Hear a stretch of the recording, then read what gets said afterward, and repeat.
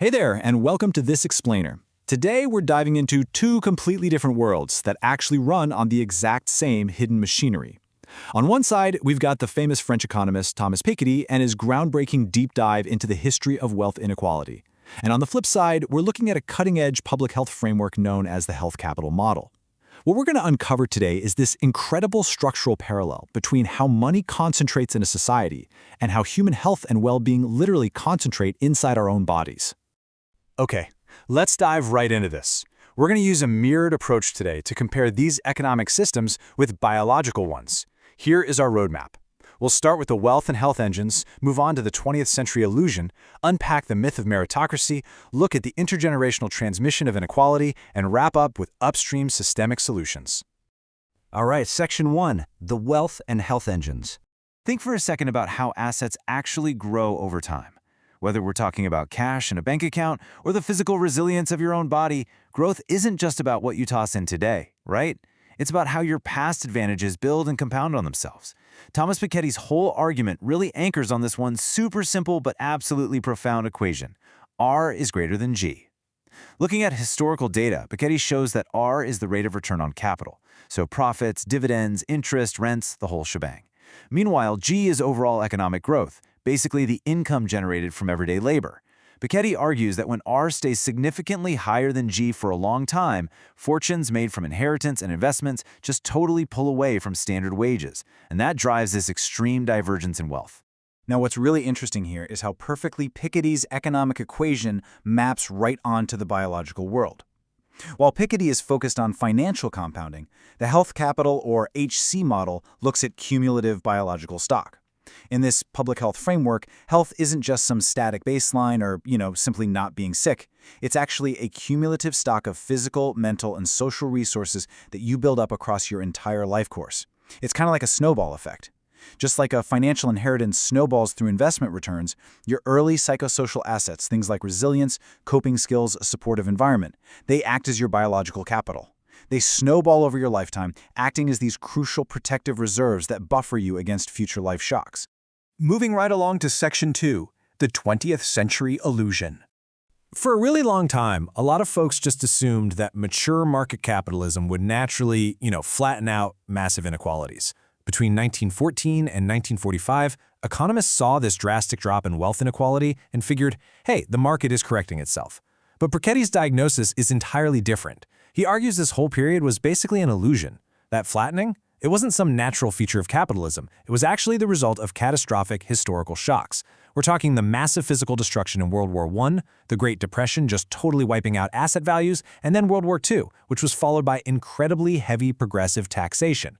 These totally unique massive events artificially wiped out capital value. They definitely didn't represent a permanent structural fix. And because those huge mid-century shocks are fading into the rearview mirror, Piketty argues we're heading right back to what he calls patrimonial capitalism. Right now, modern economic growth, remember that G factor, is slowing down on a global scale, dropping back down to historical averages of barely 1 or 2% a year. And as our source points out, when G drops, the dominance of R, the return on capital, comes roaring back. This basically ensures that entrenched rentier classes, the people who inherit or already own massive pools of capital, can just easily live off the yields. Their share of total wealth expands, while everyone else is left struggling to catch up. Let's turn to Section 3, the myth of meritocracy. When society is faced with these really stark inequalities, whether in wealth or in health, a super common response is just to pin the blame entirely on individual choices. But both of the frameworks we're looking at today fundamentally challenge that idea. And this brilliantly illustrates the contrast. On the economic side, Piketty looks at the explosion of corporate super salaries, where top executives pull in hundreds of times more than the average worker. He completely rejects the myth that those massive paychecks are just a pure, meritocratic reflection of that executive's actual productivity. Instead, he argues they're shaped by arbitrary corporate governance norms and entrenched power dynamics. On the public health side, the HSE model offers a really similar critique of mainstream medicine, which tends to treat chronic illness as simply a failure of individual behaviors, like not exercising enough or eating poorly. The HSE model reframes the whole picture, arguing that broader social conditions are actually the fundamental root cause of these health disparities. I mean, think about it. It is incredibly difficult to adopt perfectly healthy lifestyles when your day-to-day environment is heavily stacked against you through material deprivation or chronic stress. The HC model's perspective really boils down to this. Unequal health outcomes are, in reality, structural outcomes of unequal environments, rather than just pure individual failings or some lack of willpower. Which brings us to Section 4, intergenerational transmission of inequality. The thing about compounding assets is that they don't just affect a single lifetime, they flow across generations. We're talking about the inheritance flow, what gets passed down from the older generation to the young. In the economic world, Piketty shows that without heavy progressive taxation, parental wealth pretty much predetermines the life chances of the next generation. Now, the HC model takes that exact same intergenerational lens and applies it straight to our biology. When we look at the factors making up a child's initial endowment, parental education, socioeconomic standing, and early family functioning, these completely dictate their baseline health capital. It is, literally, a biological trust fund that a child inherits way before they ever make their first conscious choice in life. So the crucial point is that this creates a ruthless, self-replicating cycle of disadvantage. Disadvantage gets reproduced over time simply because the system is designed to reward those who already hold the capital. If you lack those early resources, your ability to build a robust health capital stock over your life is severely restricted. Without some kind of structural intervention, these compounding systems of both wealth and health heavily favor the already wealthy and the already healthy, effectively trapping populations in an intergenerational cycle. Finally, let's look at Section 5, upstream systemic solutions. Because both of these frameworks share a pretty deep skepticism of unregulated systems, they both propose aggressive macro-level interventions to manage these compounding forces. To avert catastrophic wealth concentration, Piketty calls for massive structural political interventions. Step 1, a progressive annual levy on private wealth worldwide. Step 2 is enforcing transparent financial regulation globally. Think automatic international bank data sharing.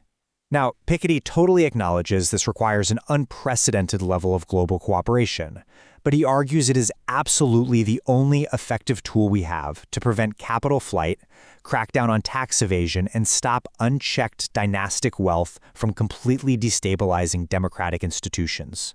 Let's move to the health side and see how this builds. Just as Piketty wants to fix the underlying economic structure rather than just handing out small individual band-aids, the HLC model argues that downstream medical treatments, treating sick individuals one by one as they show up, are totally insufficient to stop the massive chronic disease burden driven by societal stress. Instead, they strongly advocate for upstream life course interventions. This means implementing things like health-promoting school models and structural psychosocial buffers that deliberately build health capital very early in life. The goal is to intercept the inequality early on, well before it hardens into chronic biological and social deprivation. So, we've seen how Piketty argues that unregulated money breeds inequality of wealth, while the health capital model shows that unregulated environments breed inequality of human capability. It really is a stunning parallel of structural compounding, isn't it? So I want to leave you with this final provocative thought based on everything we've explored today. If unregulated money breeds wealth inequality and unregulated environments breed health inequality, can we truly achieve a sustainable future without fundamentally managing and redistributing not just financial capital, but the underlying health capital of human populations? Thank you so much for joining me for this explainer. I really hope it gives you a whole new lens through which to view the systems operating all around us.